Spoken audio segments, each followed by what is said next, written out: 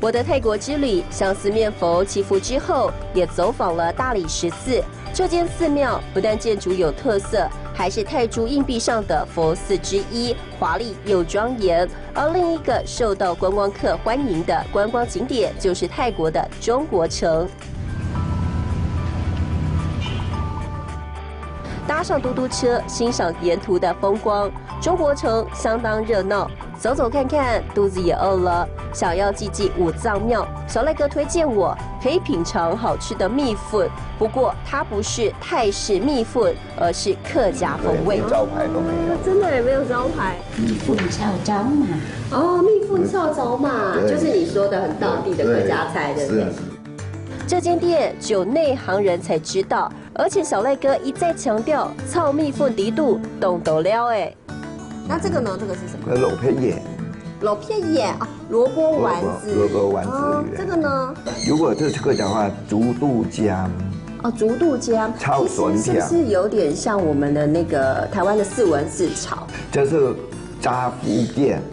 炸福建哦，腐皮卷对不对？腐皮卷。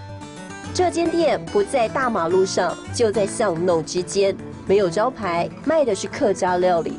美食一道道上桌，看得我口水直流。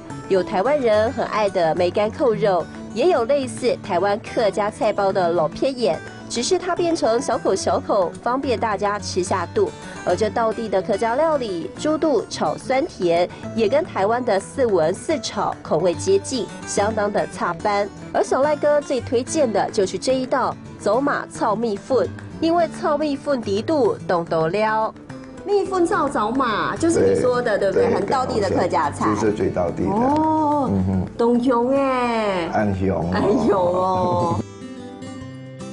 每个国家的客家料理经过时代演变，都会加进在地特色。品尝进度的泰国客家料理，比台湾的客家菜再酸一点，也再甜一点，但一样很对味。除了吃美味，听小赖哥说起客家人在泰国打拼的故事，也值得细细品味。